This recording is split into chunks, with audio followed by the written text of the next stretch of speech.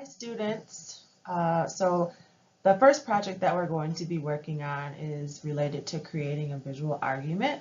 Hopefully you have read chapter 13, so you have some background on where all of this information is coming from.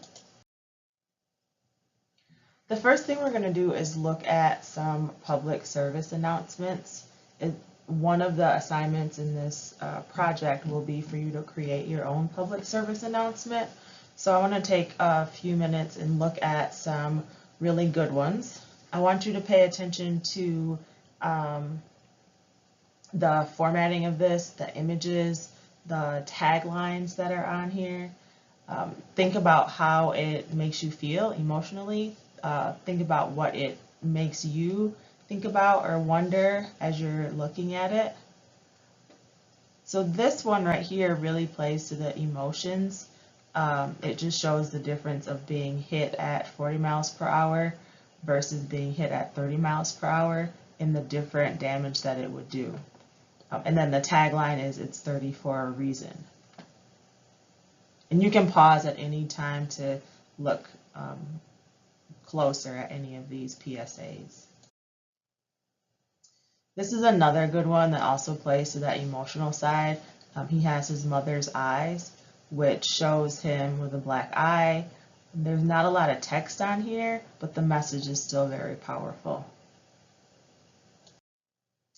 Here's another example. What you probably can't see is that this is trash that is in a sushi roll, and the tagline, "What goes in the ocean goes in you." So obviously this is a PSA that is promoting, taking better care of our oceans, recycling, not polluting, so on and so forth.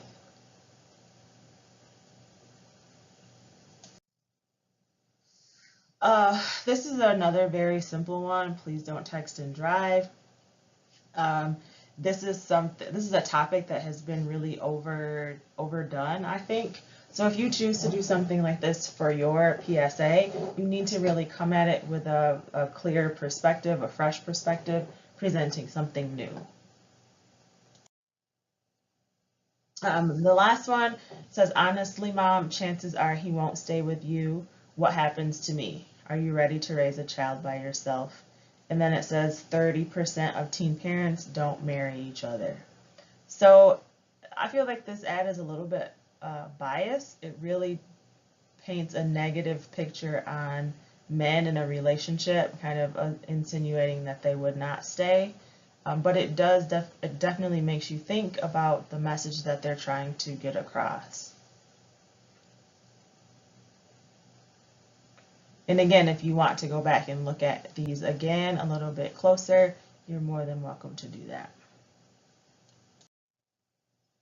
One last one. So this is your brain on art. In order to understand this PSA, you would have had to see the commercial that was published probably in the late 70s that said, "This is your brain on drugs," which was an image of an egg that cracked and then fried. So this is kind of a play off of that. As far as audience is concerned, people who haven't seen the previous ad would not really understand where this one is coming from. So a good example of how you need to know your audience before you actually create a public service announcement. All right, excuse me, a PSA is a public service announcement or a public service ad. It is a message in the public interest disseminated without charge with the objective of raising awareness, changing public attitudes and behavior towards a social issue. These are probably, I'm going to try to highlight this here. These are probably the things that you need to keep in mind. This is bad highlighting, but things that you need to keep in mind when you're working on your PSA. The objective is to raise awareness about a topic or to change someone's mind or behavior about some specific issue. The rhetorical situation for the PSA assignment, again, the purpose is to raise awareness of an issue, initiate or change a behavior or attitude, or to change someone's mind about something. For example, the PSA that we looked at earlier that showed the young boy with the difference between driving 40 miles per hour or 30 miles per hour, the goal of that was to raise awareness about speed limit and also encourage people to slow down, specifically in school zones. Your voice for this, for your PSA, will be determined by the kind of message you're delivering. So many of the PSAs that we looked at earlier in this presentation were very serious in tone. Yours doesn't have to be that way. It can be playful, it can be ironic, it can be sentimental, it can even be irreverent or lack some respect. So you could present a PSA that the goal is to offend someone so that they will look closer at your message. I probably wouldn't recommend that for this assignment.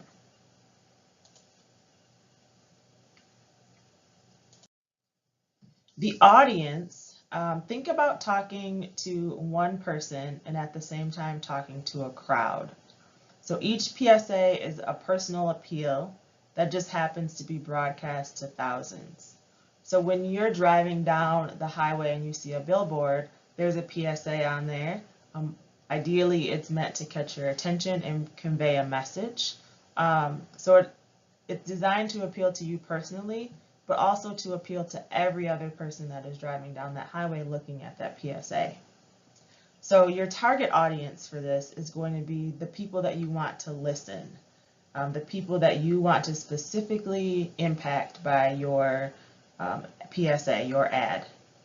And this should be very well defined in your mind. For your PSA, you will also be designing it. So again, your target audience will determine kind of where you would put your PSA. So the one that we saw with the speeding, the young boy, that would probably go in an area like a school zone where there are lots of children crossing the street and people are maybe not adhering to the speed limit. So you will need to think about where you would put a PSA, in what publications, what neighborhoods. Maybe you're going to put it on a mode of public transportation, maybe a website, television, or radio station. So your target audience will kind of determine where you put those things. Here are some tips for choosing a place to actually put this. Lots of PSAs appear in print, so magazines, newspapers. You've probably seen posters or flyers up in restaurants or on bulletin boards, billboards. The call to action is more specific in a magazine than on a billboard. So when you're thinking about a billboard, your tagline and the information that you present is going to be less because people aren't going to be able to read a ton if they're driving down the highway looking at a billboard. But if they're looking in a magazine, they'd be able to read a little bit more text. Web pages are another place where PSAs are, and this allows the reader to immediately link back to the advocacy group or web page for more information. Recently, we see lots of PSAs on YouTube. The benefit of this is you have pictures, you have sound, you have text, and a bigger audience can view your work, especially through social media like Facebook or Twitter. And you can really play on the audience's emotion by using different types of music and different types of language. Alternative media is kind of where we're going to focus for the very first assignment you'll be doing in this unit. And that is really thinking outside of the box. So instead of the ads that are posted on billboards or on bulletin boards, posters, flyers, what are some out-of-the-box places that you could actually post a PSA?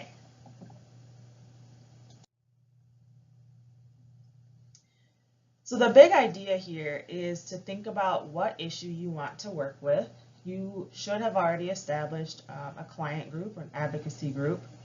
Think about how you can bring your idea to your audience. So what do you want to present to them that's new and different about their cause? So here's an example, preventing teens from driving while drinking, which is, again, something that we've done a lot of. The concept, maybe you want to use the teens peer group to drive a point home, and you want to use the tagline, "Friends don't let friends drive drunk."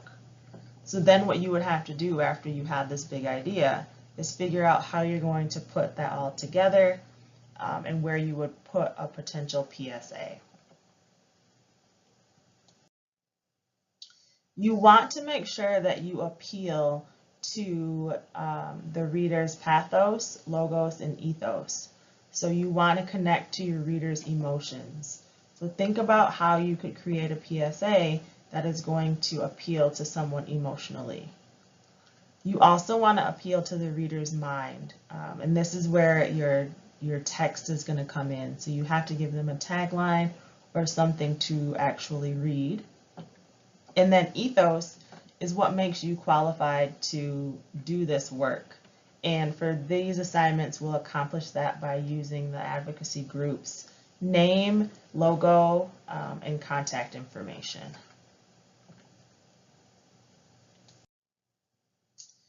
Let's talk a little bit about your client or advocacy group. This is going to help you prepare for the first assignment in this unit.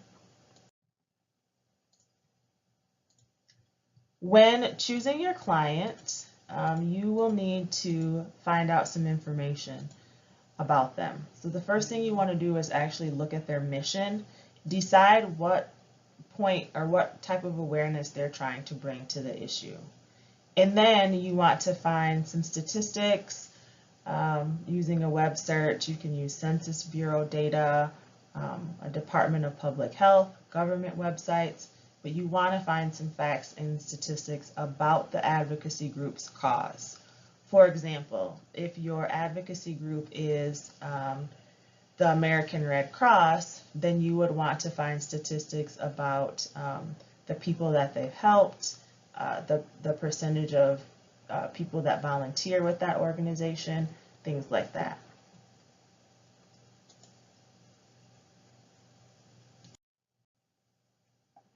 The first assignment that we are going to do in this project is actually going to be writing an email to your advocacy group. So we're going to do some practice with email now. It has become a very integral tool, both professionally, in civic arenas, academically, and in personal spheres. So we have to choose what we say carefully, especially depending on our audience. So I'm going to give you a scenario. The scenario is that you are sick with a stomach bug, and I'm going to have you practice writing several different types of emails. So after I give each one, I want you to pause, draft an email quickly, and then we'll go on to the next one. So scenario 1, you are sick with a stomach bug. I want you to write an email to a close friend explaining that you'll miss a scheduled lunch date. So go ahead and pause right here and complete that.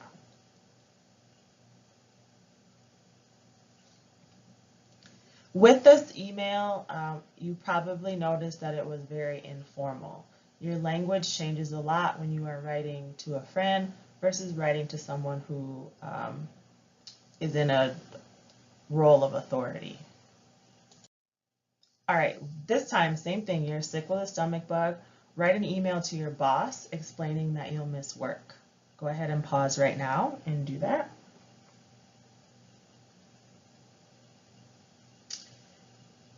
Good. You probably found with this email that it is a little bit more formal because you are addressing it to someone who essentially is in charge of you.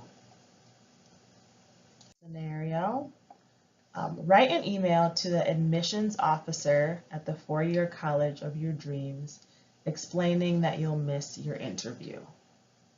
Go ahead and pause. Good. Again, you probably see that this email is a little bit more formal. The way that you address this person would be more formal than, say, your best friend or maybe even your boss. The information that you convey might be different. Your sign off might be a little bit more formal. So I want you to take some time now and just reflect on how your style choices changed based on the audience. This is the last slide in this presentation. So really think about that, how your voice changed, how your stylistic choices change based on who you were writing that email to.